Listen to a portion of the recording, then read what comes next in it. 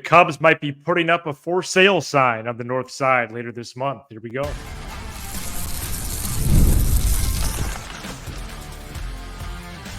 You are Locked On Cubs, your daily Chicago Cubs podcast, part of the Locked On Podcast Network, your team every day. You are Locked On Cubs, part of the Locked On Podcast Network, your team every day. Alongside Sam Olber, I'm Matt Cozy.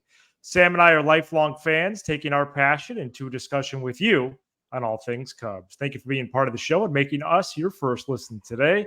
And the best way you can help us grow the show is to listen every day, like the video, and comment anything below. Today's episode is presented by FanDuel. The sports stop sporting like we want them to sometimes, but this summer, FanDuel is hooking up all customers with a booster bonus daily. That's right. There's something for everyone every day all summer long. Visit FanDuel.com/locked-on to get started. As the Cubs sit at 39-46 in last place in the NL Central and 5 games out of the third wild card spot, it is natural to start to wonder what Jed Hoyer is going to do at the trade deadline. And with the deadline 4 weeks away, early indications are that the Cubs are going to at least try to be sellers. MLB Network's John Morosi reported Monday in multiple places the Cubs have already signaled to teams that they are open to selling. And The Athletic over the weekend reported that a few teams, including the Yankees, have started to scout the Cubs as well. Sam, for as much as I would like to talk about who the Cubs could add to make a playoff push, this team is not anywhere close to being in that spot. And we're going to convince everybody, I think, that they should try to sell some of these guys. Well, don't put words in my mouth. I think that they are doing the right things right now. I still think the month of July, if they were to, and we'll talk about it, if they were to, take 2 or 3 from Philly, sweep the Angels, boom, it'd be a different conversation right away. But I think with the way things are trending, they're going to have conversations on guys for a multitude of reasons. Number one, because they haven't produced. Number two, because they have to start looking ahead towards next season. This isn't going to be a sell off per se and adding prospect depth, but also trying to create financial flexibility going forward through next year. Because we learned this offseason, the Cubs are on a pretty strict tier 1 luxury tax budget. So if they could trade a guy like Tyone and get rid of that $18 million for next year, and maybe package a guy like Smiley, get rid of that, whatever it is, Hap, that's going to free them up to be more flexible next season. The name that really popped up that I was a little bit surprised about was Nico Horner today from Morosi, just because A, is not very costly, and B, everyone wants to trade guys when they're struggling as a fan, but that's not good business, right? You want to get value. And you feel like Nico Horner is much more valuable than he's produced right now. But, I had, guys like Brady on Twitter I was talking to today, and, they convinced me a little bit. Hey, listen, Matt Shaw could play second base. Triantos could play second base. Michael Busch could play second base. Heck, Christopher Morel, his best position has shown to be second base. And a lot of people said, well, why can't they just trade Morel? Because you're not going to get anything for him. What if you trade him and then he becomes really good? It's not that easy. Yeah. But, I still think they're going to wait a little bit. I don't think any of these moves are going to happen soon. I think they're going to wait. It will be a seller's market because so many teams are going to be buying at the deadline because of that third wild card. So it may be good business, but we'll have to see. We'll have to see what happens. It's obviously very physically difficult for both of us to discuss another sell-off just 2 years after we took over the show and when we started talking about a sell-off. And so, I don't think you're going to see a lot of guys. Tyone's interesting. Bellinger, Horner, Hat, maybe 1 or 2 of those guys. And, at the end of the day, the irony is even if you do trade one of those guys, especially the position players, are you even going to get that much worse? Because you're going to bring somebody up that might be ready. And a lot of these guys aren't producing. So we're going to have to see how it goes. I got to tell you, I'm a little bit encouraged just that there's this much interest in some of these guys. I didn't think that Bellinger would really have a market at that salary and his production value. He may not. It might just be one team. Yeah. So we'll have to see. But I'm not here to convince anybody of anything because I'd like to. Oh, because I just think these this could also be done in the offseason as well. But, for me, it's just about salary. I don't think you're going to really get anything back for these guys unless Jed just wants to make the point to the fans that, hey, I screwed up with this roster. These guys aren't very good. Yeah, the salary part is important here, but I think, and the other thing would be, Sam, you mentioned about a 6-0 week or even a 5-1 week. Yeah. I'd have to really dig deep to wonder if that actually did anything for me. Yeah. Because the way this team is played, you always look ahead. Like if they go 5-1 this week, then they have the Orioles and Cardinals before the break. Who's to say that 5-1 stretch even does much? No, I'm just saying conversationally. Yeah, I have to say, they should sell. This mix of players is not working. You're set up to have the same team next year. You can't do that. You can't bring back the same team. They aren't going to seriously contend with this group. That's what has become more clear to me. It's hard to find a team that has had more go wrong since September of 2023 than the Cubs. Hoyer needs to use these 4 weeks, hopefully, as a moment of reflection, a moment to reposition yourself a little bit. And if you have to eat some money, like the Mets did last year with Scherzer and Verlander, then that would be what you have to do, especially if you're serious about getting any real return back, even if it's just a 1-for-1. Like, let's say, so Morosi connected the Orioles with Tyone. Right. Tyone's owed 36 M's the next 2 years under control through 26. Okay, so you bring some of that salary down, you get one prospect, and Tyone is on his way. Could be similar for Bellinger or Happ. I mean, all this stuff is complicated because of contracts. You've heard Bellinger connected to the Yankees as well. Happ has a no trade clause. He's due 40 M's over the next 2 years before he hits free agency. I'm not advocating for a total rebuild, but they need a refresh, and that's where I'm at right now, unfortunately. Yeah, I don't disagree with you at all. At all. My point is just I don't even think I don't think fans need convincing at this. I don't think it's a controversial thing. I think Yeah. most likely it's going to play out. I think it might become a controversial thing if they were to somehow get hot, but we keep saying it. There's no evidence to that. No. What they would have to do. Well, you know what? I'll save that for the next segment because that's the July schedule preview is perfect. Well, and I don't think you need to wait till the offseason.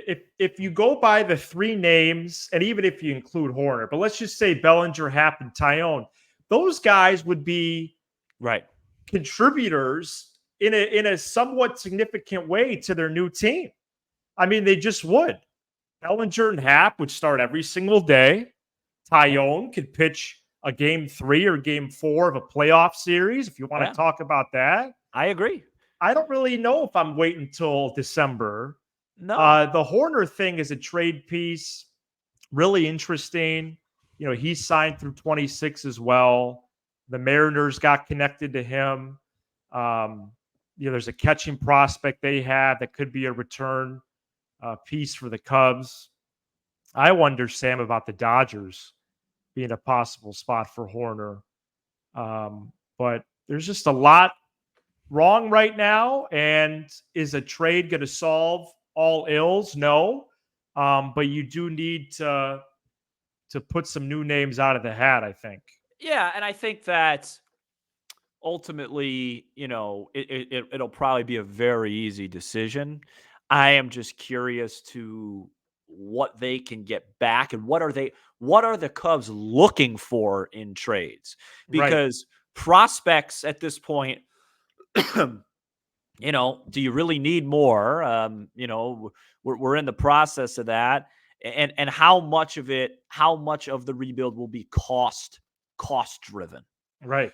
Because I'll tell you this, as somebody that has to talk about the team every day in the offseason, if they could find a way to free up like 35 million next year, and we don't have Right. to sit here and go, oh no, well, they can't go over the first luxury tax and actually be a player in some of these bigger free agents, that would be pretty nice. So, Yes. at least it gives us something to talk about as we head towards the trade deadline Independence Day. yeah, I mean, this stuff is very real. I am pleasantly surprised that there's this much interest and talk about these guys, but I'm all Yeah. here. I'm all here for it, and hopefully they can get hot here in July and at least increase their trade value. Woohoo! How much of this do you think, especially with Horner, is related to moving Christopher Morel to another position full time? I really hope not a lot because he hasn't earned that right to be able to help move chips. Until I see him put a full year together offensively, I don't care if he plays second, third, left bench, right bench, dugout, or in AAA Iowa. He doesn't have the right.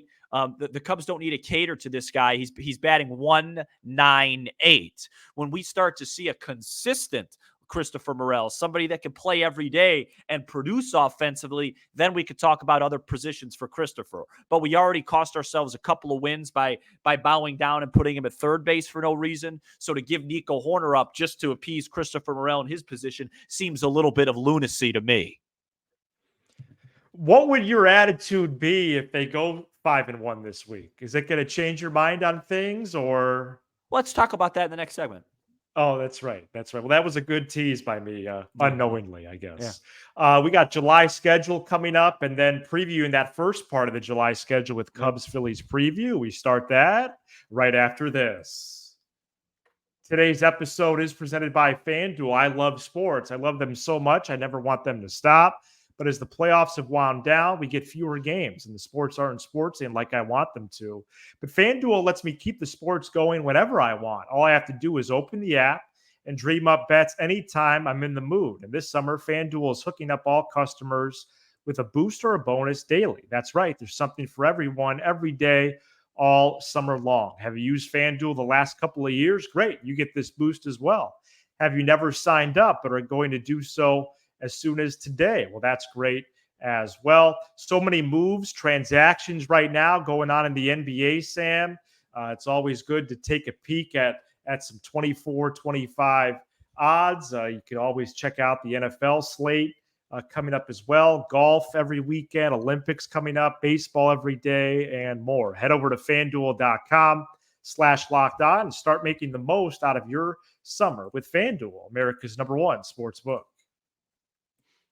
The Cubs play the Phillies at 7:05 p.m. Central Tuesday, and you can hear every pitch of the Cubs' hometown broadcast on SiriusXM by searching Cubs on the SXM app. All right, Cubs until the All-Star break. Phillies for 3, Angels for 3, Orioles for 3, Cardinals for 4. Remember, the Cubs will be at 98 games played at break after the Midsummer Classic. The Cubs host the Diamondbacks for 3 and the Brewers for 3. Then they go on the road and play the Royals and Reds 3 games each, respectively, for 25 total games in July. I'm not going to do any win-loss goals because that's dumb. I've learned my lesson. And rude entry to July, which we'll get to next segment, playing the best team in the sport. Sam, what stands out to you about this July schedule with the 5 days off in between for the break? I'll do a record because I haven't learned my lesson. And not to say what the question is, just because I just think we have to play both sides, right? The first segment we talk about selling. What do the Cubs need to do in July to avoid a sell-off? Because at the end of the day, there's no reason to rush. There's no reason to rush doing it because you lose. Doing some math here. You lose leverage. The answer is simple. You don't have to do any math. I did it already. It would be 16-9. That if they were 500 after July heading into August, they probably wouldn't sell. Got it. Is that going to happen? So 16-9 puts you at 55-55. Right. And just my guess, just because they could do a lot of things in the offseason, maybe they still trade one guy, but I don't think they'd buy or sell. I think they would just stand pat at that point. Now, the Cubs haven't showed any signs of that. In fact, they haven't won 3 games in a row since late April. So I don't see how that's possible. But I just thought that as reporters of the show, 16-9 probably is what you're looking for. And it's literally will have to be a replica of last season. They're going to have to get white hot at July before the deadline and force Jed's hand. They've learned no lessons or anything like that. They are playing the Phillies at a pretty good time with no Schwarber, no Harper. What does that matter? They probably have to go 2 out of 3 Philly, sweep the Angels. Okay. You're going to lose 2 out of 3 in Baltimore. So chalk that up. So we got 1 and 2 right there. And then you got to go into St. Louis, win 3 out of 4 before the break to get things changed. I mean, no, it's extremely daunting and not going to happen. But you might as well just report it, because people always call me, I'm the pessimist. Hey, Cubs are going 16-9. Is that what you want to hear, everybody? So that means the Cubs will go 9-4 till the Midsummer Classic. Yeah, and you know what? Isn't it so crazy? If they split with St. Lou, then they'll be 8-5. Yeah, that ain't good enough. You want to know what's so crazy though? Okay. What's that? How bad they've been for so long. And the only thing they would have to do to turn things around, at least probably to avoid a sell-off, would be 16-9. It's not even that good of a stretch. It's just like, you know what I mean? Like it's that's what they started the season at. Right. It's just crazy. Like if you just go back and you look at this stretch when it really started to turn sour, to me, it started to get to a point where, okay, something's not right here when they lost in Cincinnati. And it was like, oh man, like this is really bad here. Maybe even at home against Cincinnati, whatever it was. And then if you just those 2 Monday nights against the Giants, what they've had to do to put themselves here is truly remarkable. It's remarkable. Right. And so it'll be very interesting to see how it goes. I'll tell you this. We always hesitate to use the word must win. Well, Tuesday night is the first of many that's a must win. With Wheeler and Sanchez Wednesday, Thursday, they better win that game Tuesday night. All right, well, let me write that one down as well. And I don't even know if they're probably WIN. Yeah, and Wisniewski's pitching. So 16-9 in July, 9-4 till the break. I'm gonna keep track of these. Maybe we'll tweet that out. We'll track them. No, don't tweet it out. Don't tweet it out. Certainly not game by game, but why not? It out. Because I don't want to give the idea that I think it's going to happen. I just think it's fair to say. Right. If they're 55-55, are they going to stand pat, or are they actually going to acquire players that help the club? I would say stand pat. Okay. So, what are we talking about here? We're talking about what is standing pat going to do? Go Cubs. You get the worst I don't understand, man. of both worlds. Well, then maybe we should preview this Phillies series. And you rock out the show.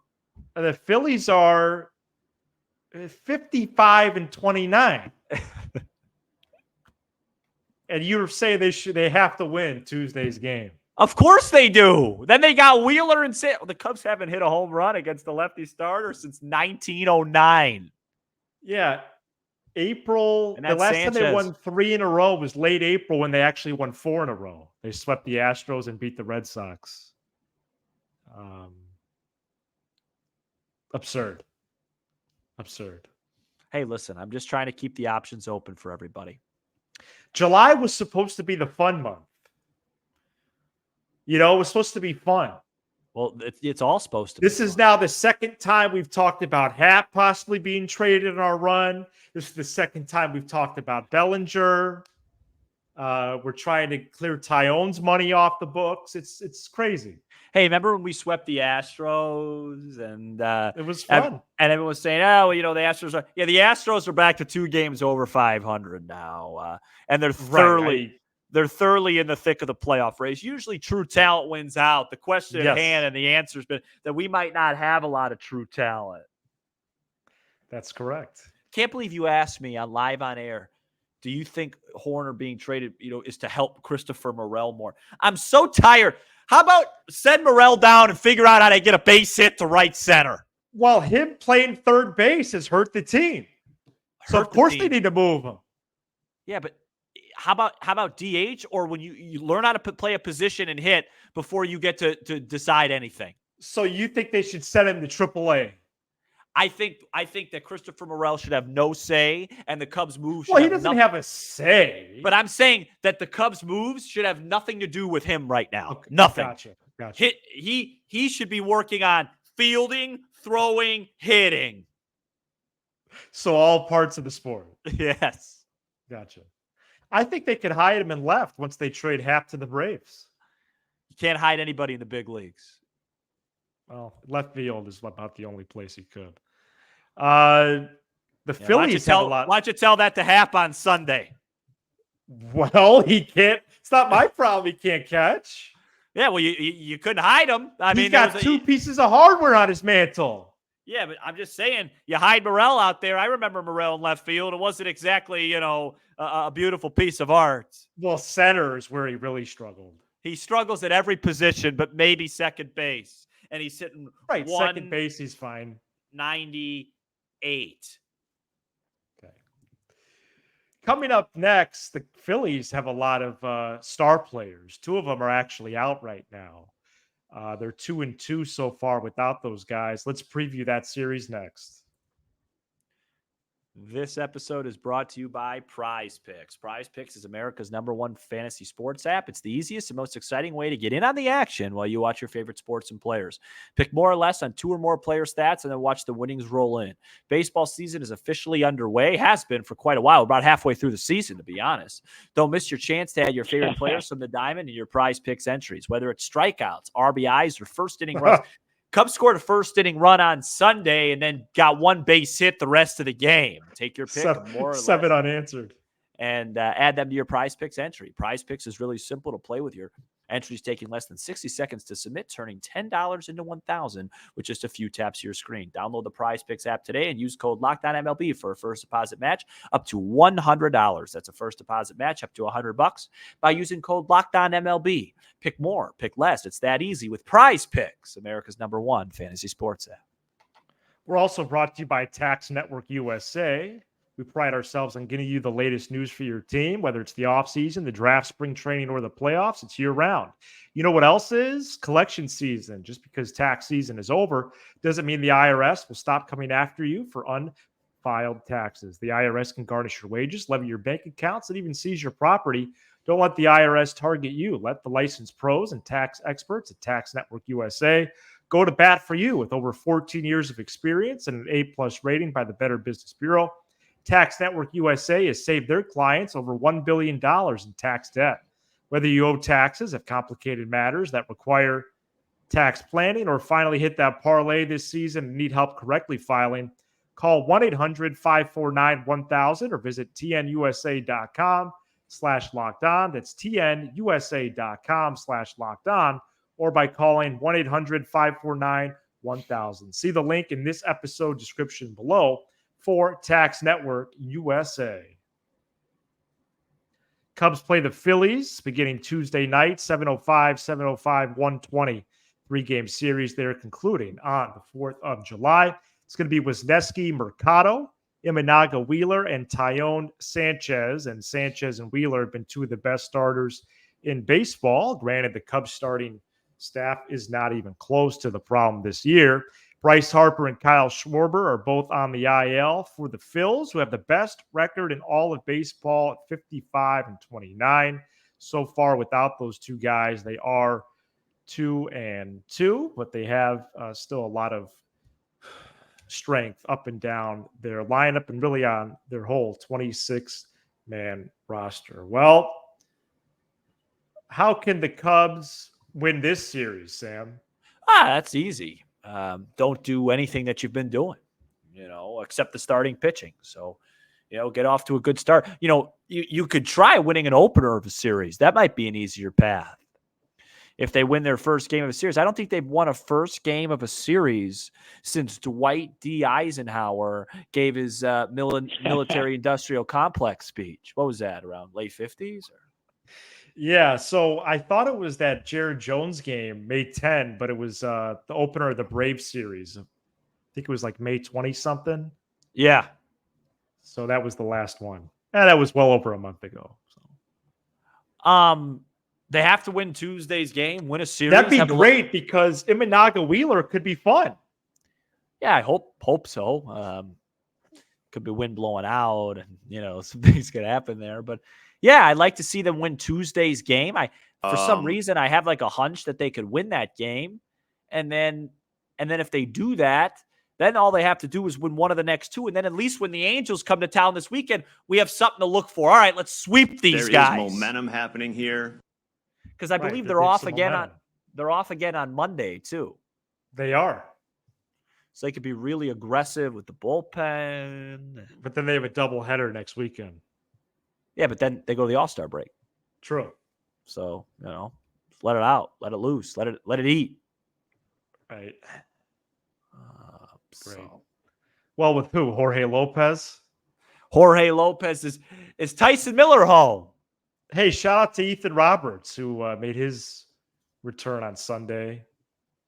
Yeah, Tyson Miller could be a good trade piece for a contending club. He's under control through 2029. Oh, maybe the Cubs could get some value there. Okay. It's going to be a fun month talking about trading, guys. Is it though? No, it's sarcasm. Maybe out of protest, we don't even go live to break the news when they trade Bellinger to the Bronx. Well, we got a business to run here. Right. I thought July was going to be about hot sunshine, balls flying out of Wrigley, funnel cakes. Hey, what huge big time reliever are they going to get at the deadline to solidify and stomp on this NL Central? Right. We're 2.5. We're 2.5 up on the Brewers, and now it's time to go put an exclamation point on it. And instead, we're talking about another sell-off. Another sell-off, which I think they should actually do. All right, well, that's the show. Thank you so much for checking out this edition of Locked On Cubs. You give us Go 20 Cubs, to 30 baby. minutes. We'll give you all things Cubs with a laugh or two along the way. We're going to beat the Phillies. Be sure to hit subscribe on YouTube, smash the like button for the algorithm, and leave a 5-star review on Apple, Spotify, and everywhere you get your podcast. Sure. He's Sam Olber. I'm Matt Cozy. This is Locked On Cubs.